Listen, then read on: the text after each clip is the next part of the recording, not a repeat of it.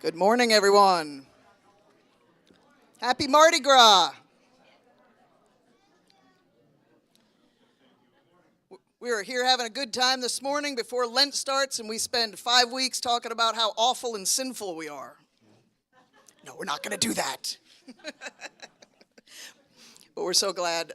If you're new here, I'm Sue Kemp, I'm the pastor, and you're here on a different kind of Sunday. The Sunday before Lent, we always have a Mardi Gras brunch, and so we're glad that you're here to join us. If your chair is turned in that direction, if you can't see me because you're looking in the direction, when we get going, you may just want to turn your chair around. You can see that these tables are set up a little differently than usual. Just wanted to quickly run through some of the things going on in our community in the coming weeks. We're going to have What Are You Thinking? It will be on Google Meet. We're going to go right through our What Are You Thinking time here because today's service is really What Are You Thinking? Sensing and feeling about our community and where we're headed. This afternoon is the Deconstruction Drop-In Group at Doug's house, if that's something that you're planning on going to.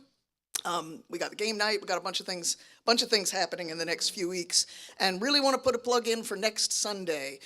Our service will be a regular service next Sunday, but we will be done at 11 o'clock. Our hope is to actually go down to the fellowship hall for What Are You Thinking? Because this room turns into a meal production center that we begin around noontime. And so if you're able to stay, we're going to have a little more substantial food down the hall than just coffee for our fourth Sunday coffee hour. Also, if you can bring some things, again, just like you showed up bringing stuff today, so I know you can do it next week. If we can bring maybe, something that'll kind of tide you over till 2 o'clock if you're going to stay and help prepare meals. This is something we do once a year with the other communities here on campus, and it's a really meaningful time to put some meals together and serve people who are in need. So we hope that you can make that next Sunday. And at this time, I see Daniel and Sarah are gathering food on their plates, but I wonder if they would be willing to step to the platform over here with Diana, because Diana has a few words that she would like to say to you guys.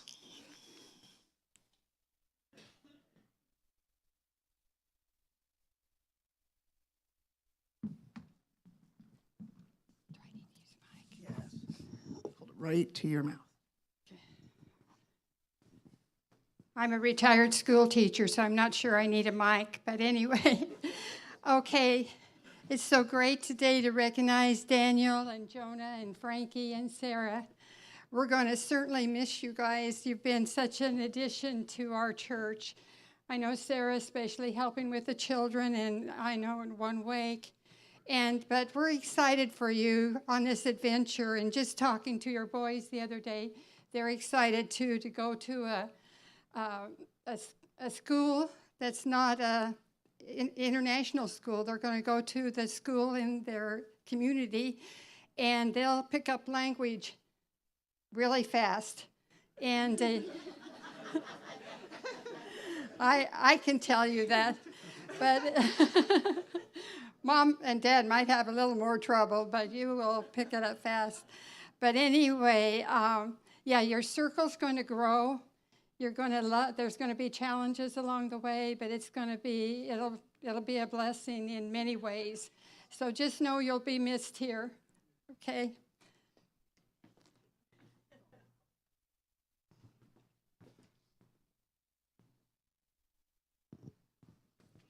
And before you go, I have this for you. Yeah.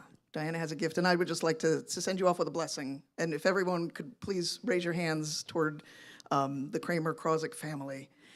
And first of all, we give such thanks for the time that you have been a part of this community, and we want to assure you that you are never not going to be part of this community. You are here and you belong, you will be there and you belong, and so many of us look forward to coming and seeing you and welcoming you home when you come back. But go with God, go with love. We love you. God bless you. Amen.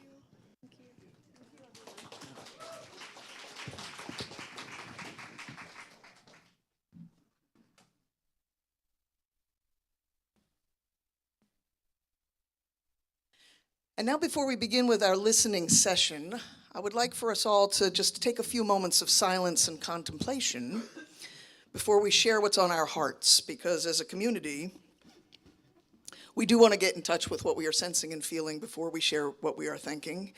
And we want what it is that we're sharing in terms of our hopes and dreams as we move forward in this community to come from as deep a place within us as possible. And so I invite you to get grounded. Feel your feet on the floor. Take a few deep breaths.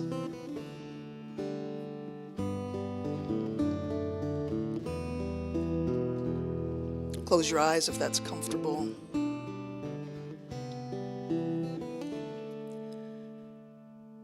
And spend a few moments thinking about this community, your place and your role in this community,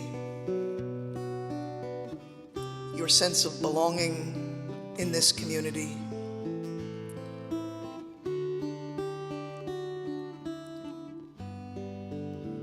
Perhaps bring to mind some of the places that we have been, however long you have been here.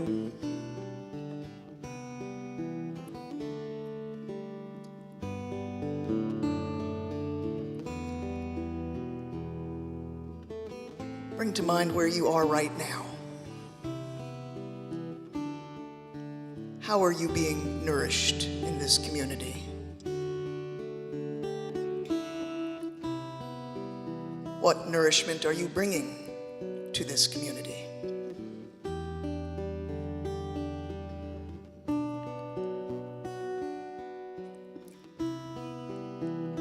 And in your deepest heart of hearts, when you imagine the ever unfolding and becoming of this community,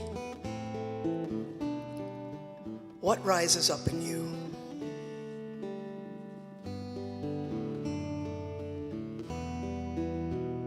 What are your hopes? How do you wish to be fed?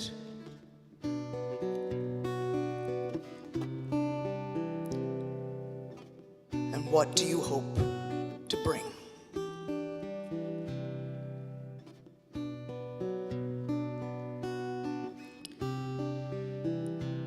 This morning, Chris Knox was planning to come from Charleston to lead us in this time, and his mother is not well. And so if we could all also hold Chris, who it is so clear from speaking with him how much he loves his mother.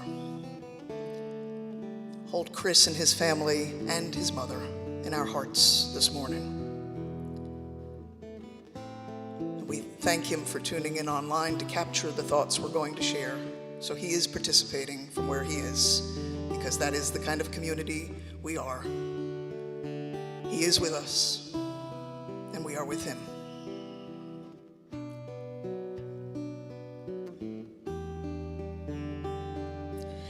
And in that spirit of belonging and togetherness, I invite you to slowly come back to presence. So that we can share what is on our hearts and listen deeply to one another.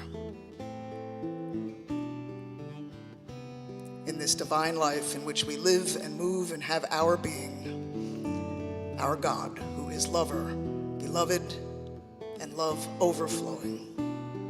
Amen.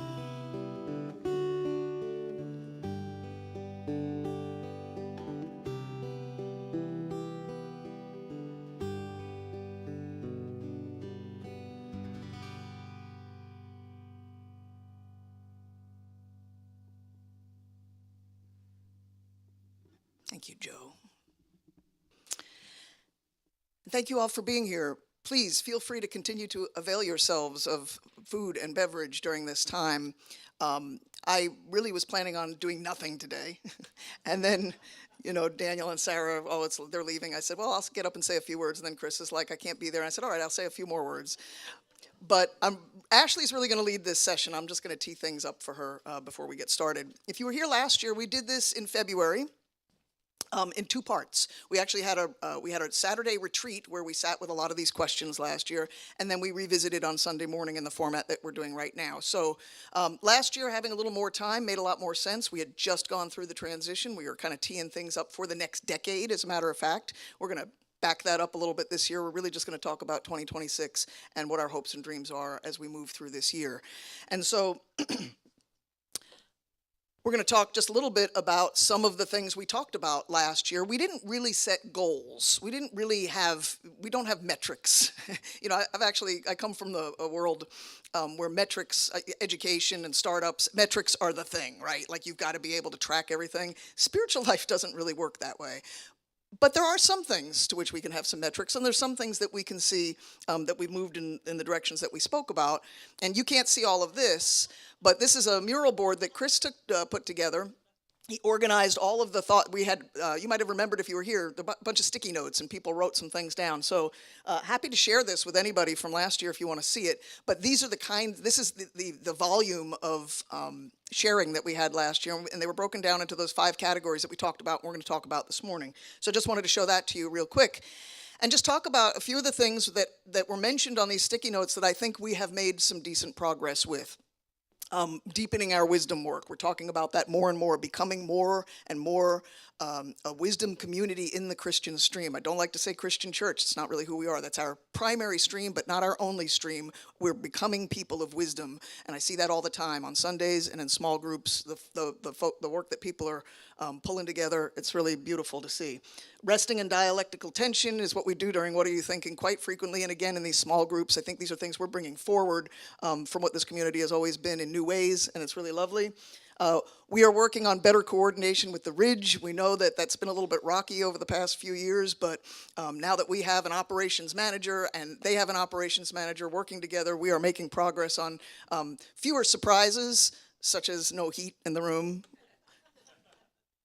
Financial responsibility, transparency, and accountability. At any time, you can go on the website and see where we're at. We're actually still pulling together the year-end numbers, but those should be up within the week. We're going to talk more about that next week, but we've been really intentional about that this year.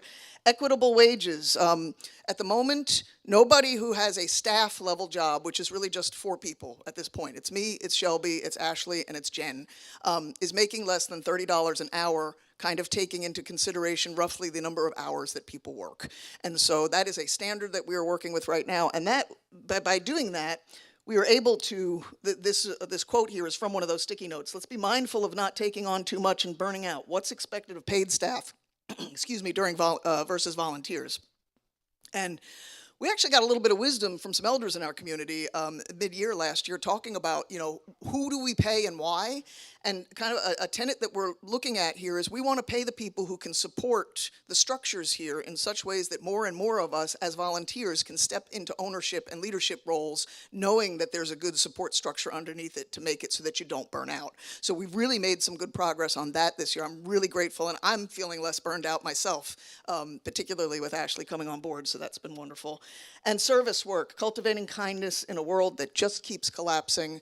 I want to say that we see this all the time, but boy, it really seemed to be on display powerfully last November, as we recall, when ICE was in the neighborhood and everybody just jumped in to make sure that we could take care of our neighbors who were scared to leave their houses. So these are a few of the things. There may be more things that folks have seen from the past year, but these were the things that came to mind for me, and so I wanted to put them up here. And with that, I'm going to turn this over to Ashley, who's going to lead us through these questions as we think about 2026. So come on up, Ashley. Thank you.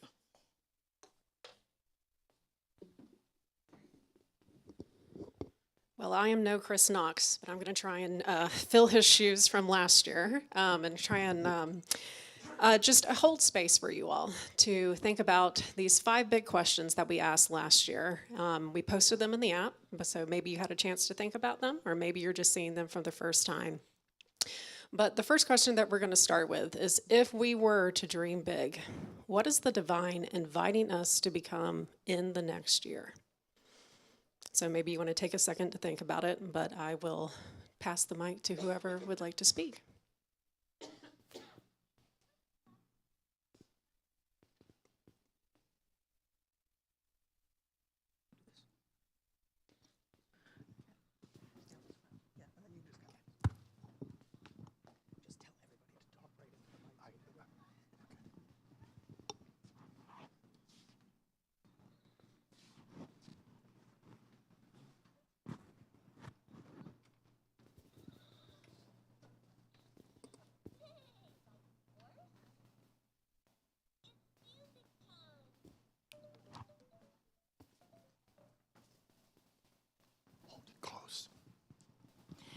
I'll break the ice, but this isn't particularly brilliant, but when Sue was first talking about what we were going to do, what do we want to become, what do we want to be, and then in response to this question, the first word that came to my mind is safe, a place where we're safe. I think a lot of us are feeling unsafe, and we already are a safe place, but I think that's a really important quality of this community. And I'll expand on that. Is there anything that comes to mind about how we could be more safe? It doesn't just have to be you, Dawn. That's for anyone.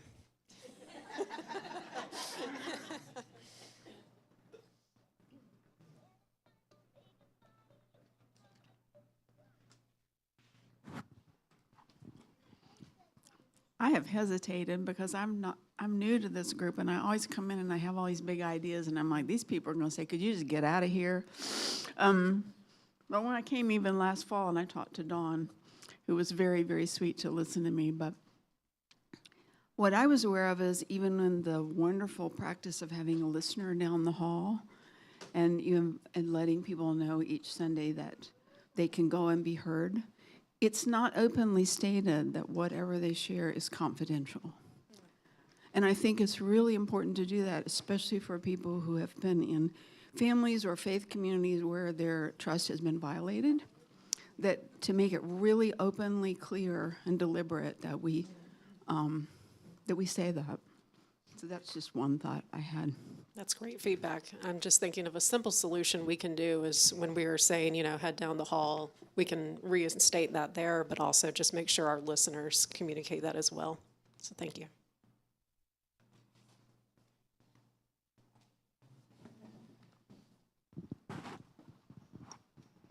I think you make a good point by saying, I'm new and I was afraid to say something.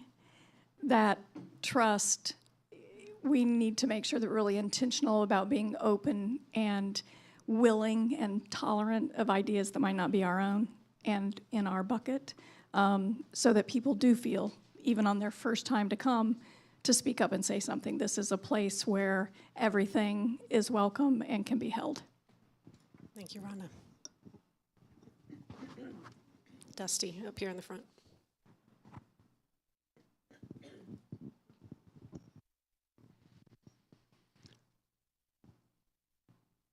Everything can be said, but there are ways of saying things that are safer. And in 12-step communities, we practice speaking from each person, speaking from their own vantage point, avoiding saying things that encompass everybody in a way that would put an onus on them. And we avoid telling people what they should, anything. So speaking for self is a really good guideline for how to make an entire conversation feel safer, no matter what the topic is. Thank you. Yeah, I'm using I statements. That's what I heard.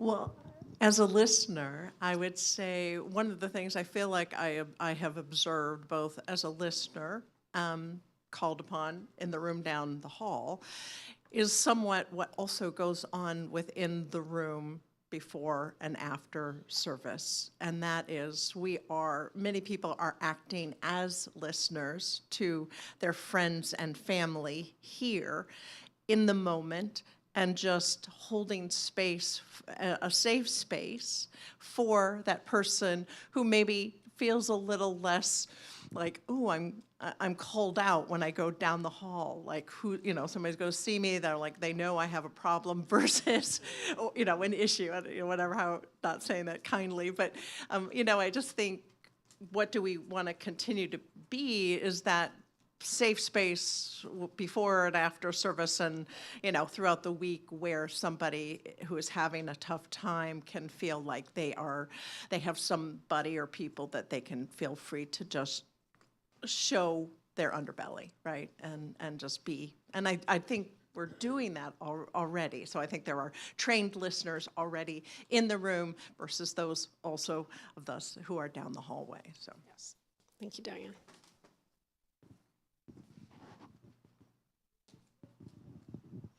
I know we're spending a lot of time talking about listening. One thing I really loved is I remember in a service one time, we framed that as both people who wanted to talk about pain, but also people who might want to share joy. And it might feel like bragging or. And so what I loved about that is the idea that there's no assumptions or judgment tied to why you're going to see the listener. And so it may not feel like that. It could be anything, you know what I mean? I feel like we shouldn't frame that as the people going to speak to the listener are having trouble. They might also be wanting to brag about something great that's going on, and they just don't have anyone to talk about it with. So I think that could increase a sense of safety too in people who are accessing that as a really important thing we offer. Excellent point. Thank you.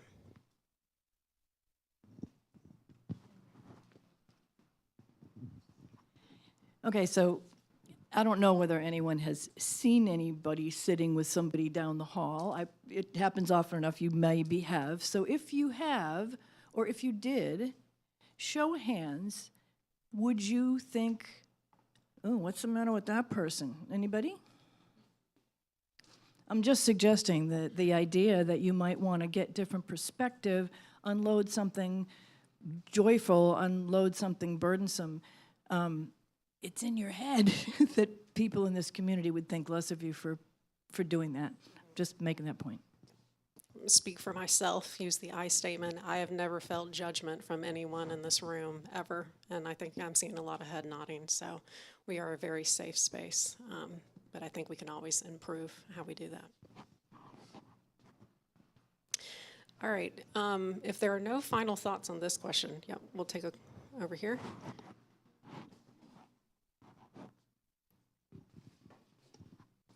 Hi, I'm new here, and I want to talk about the listening aspect because I suffered a fall and broke 2 arms, and it kind of led me to this church by a Google search and Jesus prayer in Aramaic.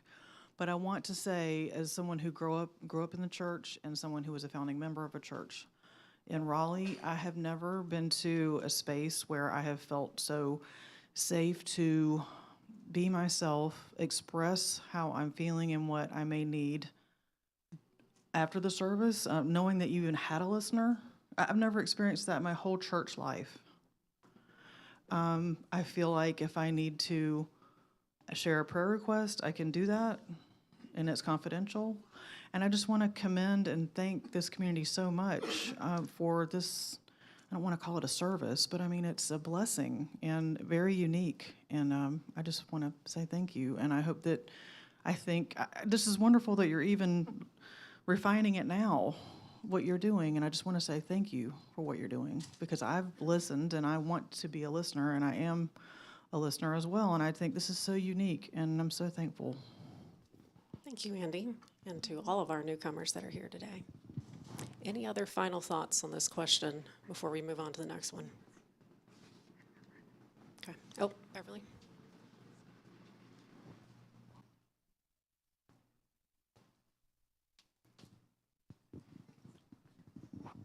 Practical question. If we have an interest in becoming a listener, who do we talk to? Who leads the listening? Is that Morgan? Dawn. Okay.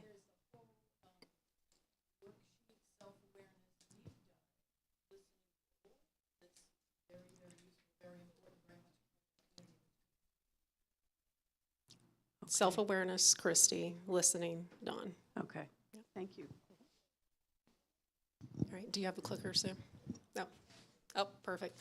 So our next question. What do we want people to feel in their bones when they walk into this space? We've already heard some themes of safety. What else can we elaborate on here? Heat. Yes. We absolutely need heat. Thank you, Chris. Laura. When I first got here, I felt so welcomed. I'd been in search of community since I moved to Raleigh. I'd tried popped in on a couple other places trying to find that community, even meetups. But when I walked in here, I was so welcomed right from the day one. I had been lurking online for a little while. I never did the "What are you thinking?" online, but I had just was amazed by the lessons and the approach, the spiritual approach.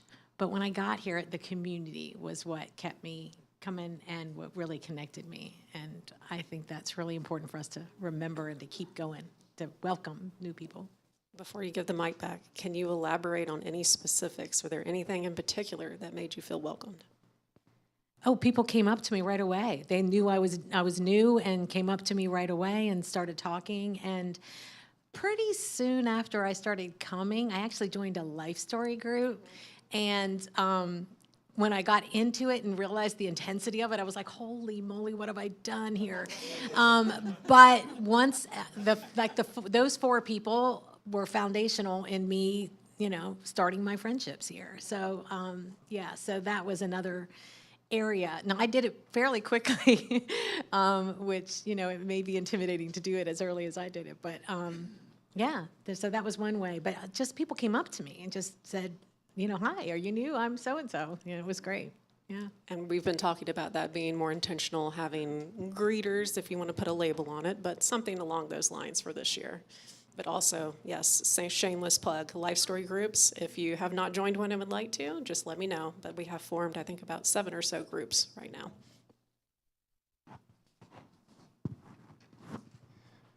If I could share what I feel in my bones when I walk into this space is just being seen and heard authentically. I can be myself, and it feels great. That is probably what I feel in my bones when I walk into this space most of all. It's just that feeling of welcome. If you are here, I belong, and I really truly feel like I belong. Absolutely. I've been coming to this church for 15 years now. So it's been a long, strange trip for me. Just the growth that I've been able to embrace these last 15 years. Thank you.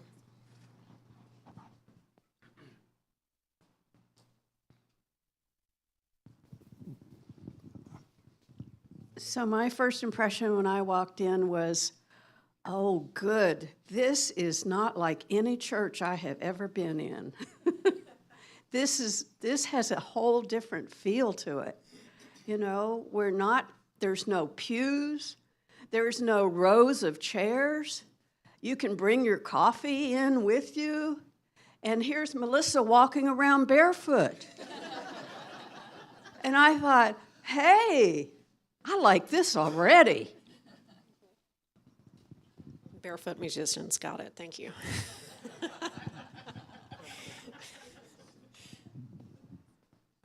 Well, I know some of us have talked about this and are working on it, but basically that people, when they walk in here, know that they're in Common Thread Church and they're not supposed to be over at that church over there or the church over here, right? Just, because there is a lot going on at the Ridge. But I would also say, and I think as a parent, and I know our friend Tracy, who couldn't come today, sort of also has reiterated to us, like, oh, just feeling like relaxed. But also as a parent of a child, like, oh, good, I generally get to sort of take my child and they get to be in a loving environment with people that care about them downstairs.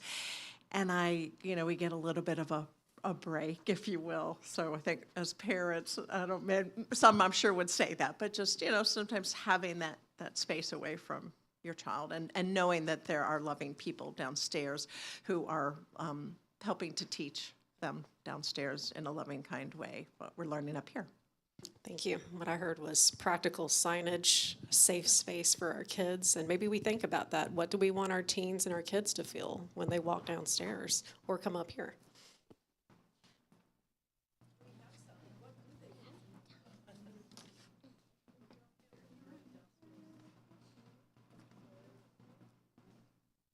We got hands in the back.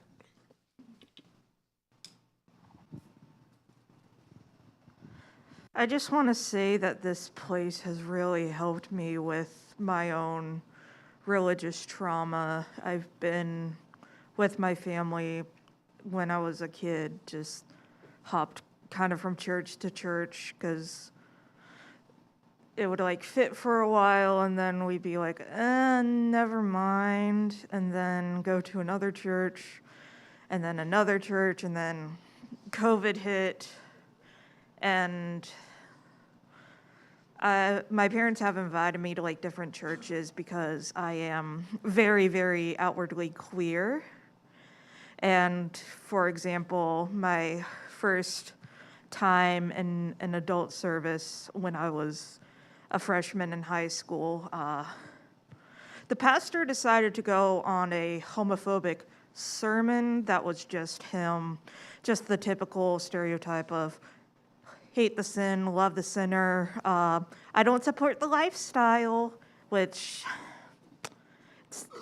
I hate that a bunch of people think that we can choose how we turn out with our sexuality and our gender. Because honestly, if I could choose, I would just go with like the normal like cis het woman, but that's just not me.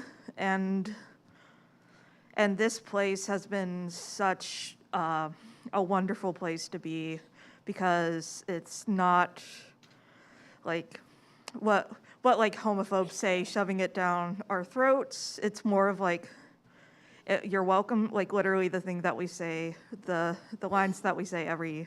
If you're here, you belong. Yeah, and also seeing Sue, a lesbian pastor, that's very comforting to me, and I'm like, heck yeah, let's go. So thank you all. Thank you, Ren. Any other last thoughts on this question? No, Candy? I just feel like this is a very safe place. In one way that nobody's mentioned is I'm horrible with names, and yet it's amazing when I ask somebody's name again, it's like, it's okay. I don't remember names either. So it's wonderful to see everybody's friendly face. It's wonderful to talk to people. It's wonderful to feel safe like that, because, you know, sometimes you go to a church and you meet somebody one time and they expect you to remember, 100 people's names. That's impossible. They only have to remember one. So anyway, I just feel, like I said, I feel very safe here. I mean, that's just an example, but it's just, I just feel very safe here. So That's wonderful. Thank you. Oh, one more or two more? Speaking of names, I think it would be wonderful when we do What Are You Thinking, that the person would say their name before they made their comment. That would really help me learn people's names, and that would just be fantastic. Hearing lots of And consensus. I am Laura Woods, married to Dusty over here. I saw lots of head nodding and consensus, so I think we're definitely going to start doing that.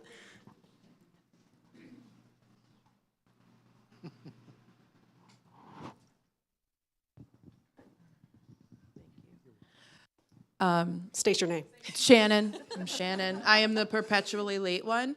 And so I think in terms of actually this question, one of the things that I feel, and I hope that other people get to feel, is that coming in here, it feels like, like in the movies like The Matrix, when the main character is frozen, but everything else around them is spinning so fast, they're a blur. Literally, as soon as I walk through the door, that's how it feels like. Everything else was a blur getting here and getting prepared to come here. And then as soon as I walk in, all of that just stops, and my kids are safe, and I am safe, and I am calm. And so I think to have that feeling of no matter what the chaos is, just to get here, the judgment stops, that you could get here at 11:29 and still kind of gain something from coming here, and you can still get something from coming here. And you will not be the one that's talked about afterwards, like, oh my God, did you see her? She was so late today. Like, and so it's probably the only time in my week when I have that. And so hopefully other people can also feel that way. Yeah, basically, if you show up during what are you thinking, or right before the last slide, you're good. Yeah. All right, this is the last question for, or last person for this question, and then we'll move on to the next one, just for sake I'm of time. Becky, and I'm talking again. I want people to feel, and I want to feel, a sense of spaciousness and abundance. I want to feel I belong, and I don't want you to need me to hold things together. I've done that all over my life. I need to come here and know there's enough people volunteering that if I don't sign up for this, the world isn't going to fall apart. And I feel that here. I feel like there is enough involvement. And I was very, very touched when Sue recognized two people who were stepping back from positions because they needed some space and time. I have never seen that done in any other group I've ever been part of, church or otherwise. And it's powerful to say, I need space, I need a pause, I need a different kind of, but I'm still part of the group. So that's what I would add. That's great feedback. Thank you. All right, let's move to the next question. So what are we being invited to carry forward in a new way?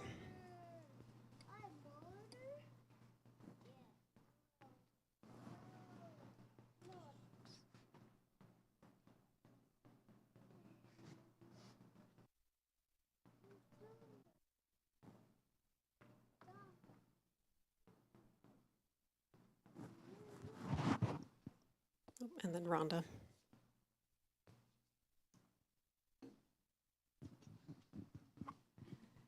So, talking with Joe and talking with Becky, I learned that at one time there were people coming together on a regular basis to sing for the joy of singing. And we've talked about doing that again, which I would just love. I just feel so happy when I sing. I love to harmonize. I cannot harmonize with myself. I need to be singing with others. And I just think there's so much community and joy and wonderful health benefits from singing together. And we've talked about maybe doing it again starting next month and doing it in conjunction, because that's how it was done before, I guess, with the Saturday, what is it, second Saturday of the month art group coming together for side-by-side art. So I'll just say, we feel like that's in the works, right? Yeah. Potential for starting next month. A music group. Right. I know we have tons of musicians in here. Ender, Chris, I don't know if Sadie is here. Oh, Diane. We've got so many people who are musically talented. Maybe they don't want to participate up on the stage every single Sunday, but to get a group together, I think would be a lovely idea. Thank you. Rhonda, do you have something? No. Sorry, Jeff, in your M4. So I was thinking about this earlier about feeling. And so one of the things I miss from evangelical church is the rock concert. I miss the music and the dancing. And it's not really just that specifically. What it is the collective effervescence, which has been proven to be a key component in creating awe. And I think that's what you're talking about, singing together. I think opportunities for coming together and having an artistic expression. So for me, part of the mood setting as well as what to carry forward would be ambiance, the sensory elements that aren't all thinking. That you come in and you feel, oh, that music gets me, or it gets me into a space of peacefulness, or as part of my meditation, setting me up to meditate. All of those things, the way the lighting's done, if there's dancing involved, I'd love to see some dancing come into the program, or opportunities outside to go do something like the artsy group, and which I've done in the past. But do the art, the music, I cannot hold a song in key, but I love music. Like, I'm insanely into music. I just can't play any instruments or sing. So I play the radio really, or Spotify really well. Anyway, I would love to see us bring forward more of a sensory, emotional experience that welcomes us in emotionally in a sensory way, if that makes sense. So Sue brought this up before. We're going to have an 80s dance party, right? That's what I'm hearing. We are going to.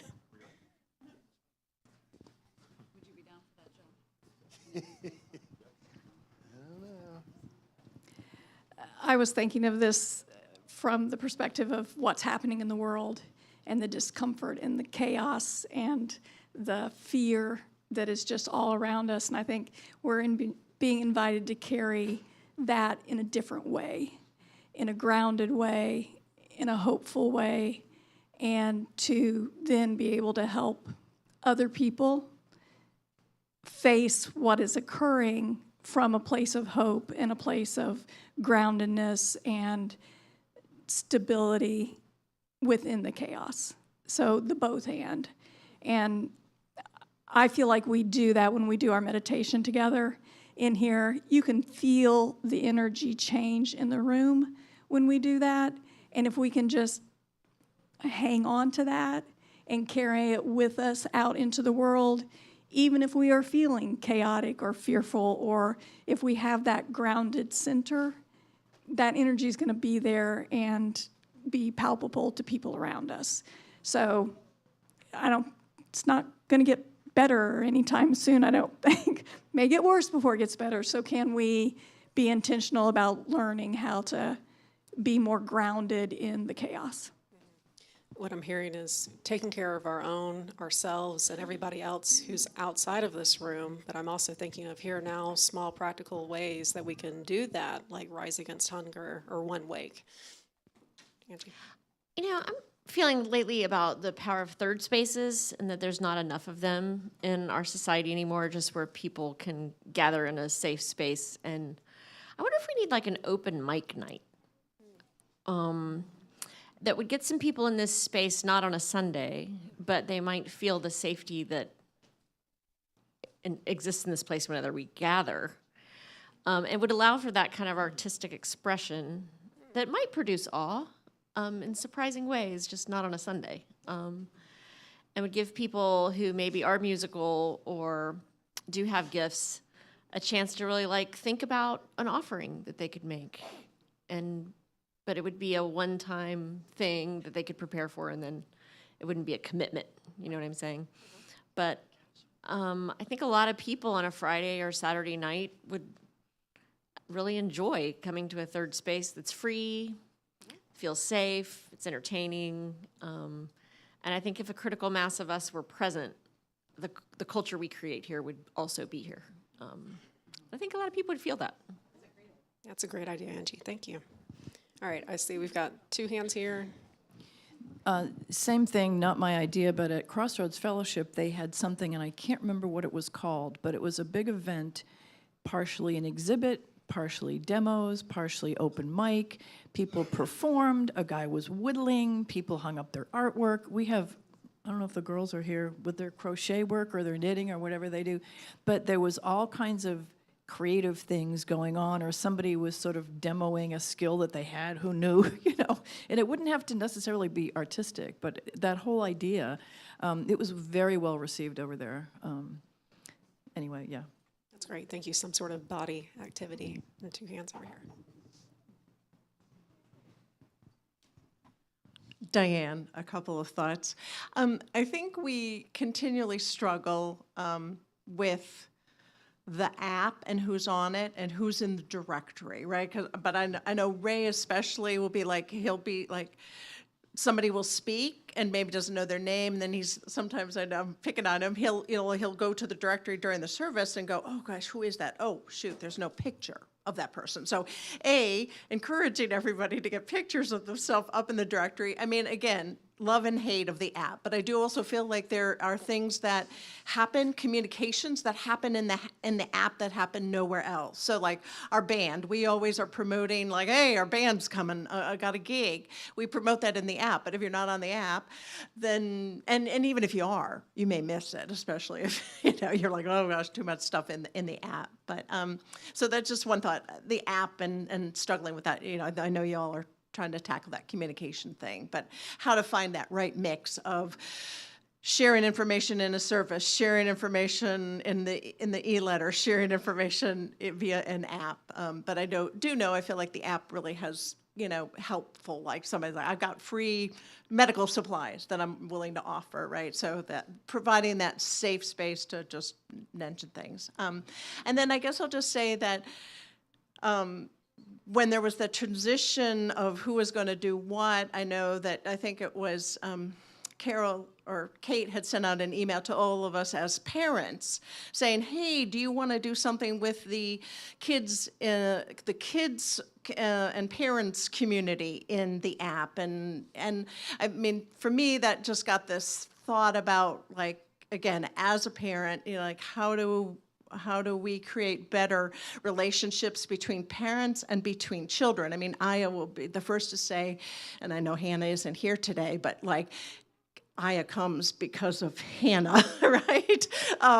And she loves to come to church, which to me is a beautiful thing that children are wanting to come to church because there are friends here, or a special friend. So, but I know that we've had some email communications about, like, could there be, maybe it's the church picnic, or maybe there's an add-on where parents and children are sort of getting together to get to know each other better. Doesn't mean we don't want the rest of the community to know parents and children better, but just, again, how to kind of continue to build that community. Because, again, as a parent, we're lucky we're here. We're not generally on time ever, right? But we're happy to be here with other parents and the community, and have our kids in a safe space too. I want to comment on both the app and the kids. I'll try and remember what I was going to say about the kids. So with the app, you mentioned like people not having their profile picture. Maybe that's a personal choice, or maybe you actually don't know how to do things like update your email or add your photo. If there are enough people that have those kinds of questions, I'm happy to hold like an office hours, like on a weekday or a weekend, and just kind of answer any and all questions that you have. Or if you just want to come see me after service, I'm happy to show you how to do that. So that was the app. The kids, there was an email thread that you started about, getting together parents of children, and I think it's a wonderful idea. But like we were talking about, we don't want to get people too burned out. So if you have interest in co-leading it, maybe we help you find another co-leader. So if this is a plug, if you are interested in helping Diane with this, I think it'd be great if we don't just have all the responsibility on you. But maybe we have 2 or 3 people that help co-lead that, just like Preston does outdoorsy group and so forth with all of our other volunteer groups. So that's a great idea. And then Andy, did you have your hand up? No? Okay. All right, Melissa. So when I read this, oh, that's really loud. When I was reading this question, what are we being invited to carry forward in a new way? One of the things that came to my mind, and I don't know if it's necessarily a new way, but just continuing and carrying forward the importance of the self-awareness work. And this quote's been rattling around in my conscious for the last couple of weeks. It's a quote by Shunryu Suzuki, the Zen master, and it says, "If you try to understand everything, you won't understand anything. Better to try and understand yourself, then you will understand everything." And I've really been, as we sort of look out into the world and just the chaos and it seems like we're existing in different realities, and all of that is true. But again, speaking from the I perspective, every time I discover something new about myself, everything I see outside of myself makes sense and I understand it, and then And in the practicing of self-compassion to myself, I extend that compassion to the world. And I just think it's this really, self-awareness work is good for us. It's good for figuring out what our triggers are and sort of like creating regulation within ourselves. But I also think it's a true act of service to the world. And so I know that, of course, we'll continue to carry the self-awareness work. It's one of the quadrants, but just sort of like carrying it in a new way of service to the world. That's what came to my mind when I read that question. Thank you, Melissa. We'll take Chris, and then we need to move on to the next question just for sake of time. Yeah, I'm not sure what we're being invited, but I'm going to offer my invitation. I think we should be open to be silly and surreal. I think often we're deadly serious when we come into this space and we take ourselves too seriously. And part of what I want to do is lose my ego, lose myself, become part of a group where my identity is gone for a bit, where I can get outside of that state of being. And I think also, being silly and surreal, everywhere we go, there's a world that's coded, that's telling us this is the world, how it is, and you act within those systems and sets of rules that have been put in front of you. And I love the idea that we could potentially create small spaces that operate outside of those rules in the smallest way to say different worlds are possible, even if it's possible just in little tiny cracks and fissures between what the rest of society has set up. So I think that is a radical act. Being silly is radical, wearing costumes is radical. Dancing for no reason is radical. And I think we could start to practice those. Those could be part of the practice that helps us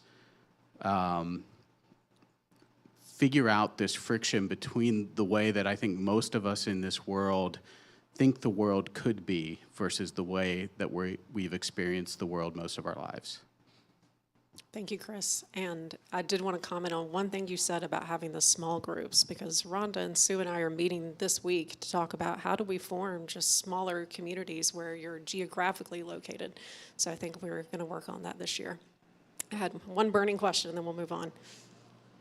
Here, I'll give you my mic. Okay. I don't know where this fits. I should have said it earlier, but I would really like, I'm Diana. I would really like when we want to speak to say our name and to stand, because some of us are sitting here and we're going like this, trying to figure out who's speaking. And just like Chris stood when he was speaking, and it would really help to get to know you better if you would say your name and stand. And then one other thing, I have been concerned about this when we start losing people or people aren't here for a few weeks. And I know I reached out to a couple the other day, and her comment was, well, she didn't think she was probably missed. And I'm like, yeah, you are missed. And, I think we need to be aware. And I don't know if that happens anyway, but to reach out to people that we haven't seen in a few weeks. Thank you. So stating your name, inviting people to stand up if you feel comfortable, and being intentional about connecting with our neighbors, making sure that they're okay. All right, Sue is going to flash up. Do you want to flash up both questions, or you have them both on one slide? Okay. So one of our questions is, what? Okay, we're going to skip that one, all right? All right, yeah, we'll spend like 2 minutes on this one. So what is at the heart of belonging in this community? I've heard so many things here about feeling safe, about being silly. What else?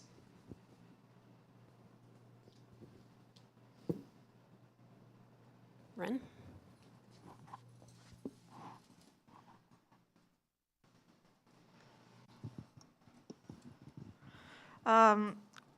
At the heart of this community and belonging is being able to explore what our faith means to us personally, instead of, like I said, having it be like, this is what Christianity is. If you don't like it and if you don't do this, then you're done. And this place doesn't have that, and I really appreciate that. Thank you, Ren. Rhonda said authenticity, and I think Lena says the same. Joy says the same. Okay. All right, so we're going to move on to the last question. So what would we say if someone asked, what is your church about? Or why do you go there? Why do you go to the weird garage band?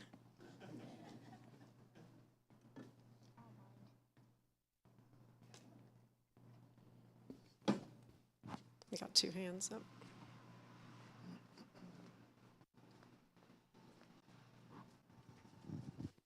I actually get asked this question a lot. I'm in a friend group and community where most people don't go to church. And I've been a hardcore atheist all my life. Like, Chris, why are you going to church? You don't believe in God. And, yeah, it's a funny thing. That's true, but I also really love philosophy, and I love to think about what it means to be living and human on this earth.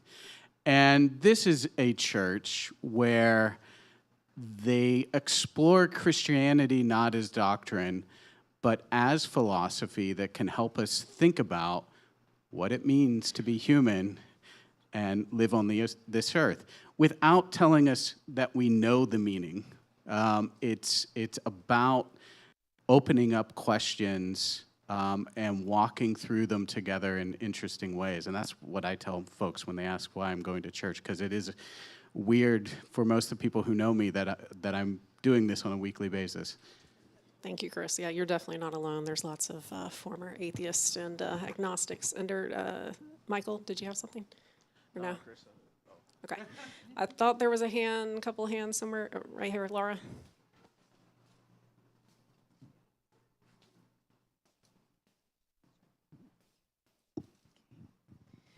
I could just ditto what was just said. I don't necessarily think of myself as a Christian, and I don't necessarily know what my religious beliefs are. I don't think I have religious beliefs. But I have felt welcomed, and I have felt that I can explore, and I can feel, I want to say, divine presence and community here. So when people ask me that question, they know, like he said, they know that I'm not a churchy person. And the main thing that I say is there's more questions than answers, and that makes me feel the most comfortable being here in this community. Questions are where it's at, not answers. And that's, I think, the fundamental reason why I continue, well, also the community, but the fundamental reason why I come to hear lessons. Thank you, Laura. Lena? And then looks like Becky.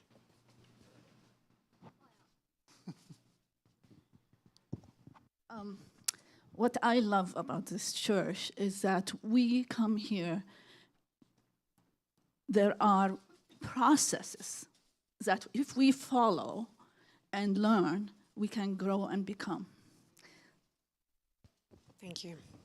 So I'll just echo that for myself as John, by the way. I come to this church because it's, for me, it's learning to explore how to become a master in love, so I can become love in a world that really is hungering for it. Thank you. All right, I think this might be the last one we'll take. We need to end at 11:30, Sue. Okay, all right. I'm Becky, I'm standing up. Trying to follow all the rules. I partly come because I believe in a universal Christ, and it feeds my soul when I hear Sue say indwelling divine every Sunday. And it just means a lot to me to be in a community of people who I feel resonate with the idea that we are all both human and divine. And I haven't found that anywhere else. So it means a lot there, yeah.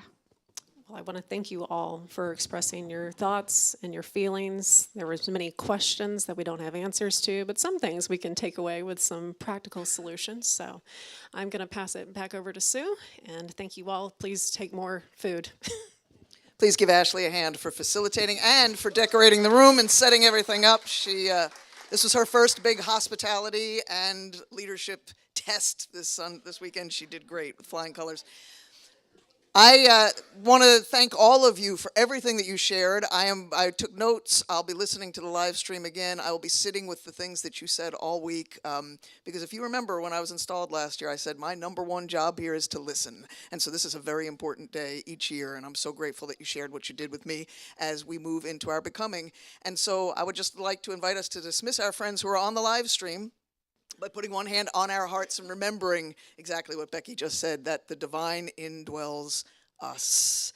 The divine is within us, and it is among us, and it flows in our life together, our common life, this divine life in which we live and move and have our being. Let's extend our other hand to our city and to our world. This was also mentioned this morning. Let's take what we cultivate in us and share with everyone with whom we live, with whom we work, with whom we go to school, anyone we just happen to encounter on the street, as we take seriously our charge to be healers and repairers of our world. Amen. God bless you all. Just want to let you know, if you are liturgically minded and you want to go to an Ash Wednesday service, we've all been invited to Ridge Road's Ash Wednesday service. We're not doing one, but you're invited if that's something that you're looking forward to and trying to find a place to do it. We're warmly invited to that. And in any case, I wish you all a wonderful week. If you have any time to stay after and help clean up, just kind of help clean up from this brunch, I know that would be much welcomed by Ashley and by the Parkers and folks who. And Diane, you have a question? Are you the listener? Oh, Andy's the listener. We do have a listener. We don't have anything else going on after church officially, but we do have a listener down the hall. Remember, you can go and brag about what's good in your life or talk about a hard time you're having. Love you all. God bless you.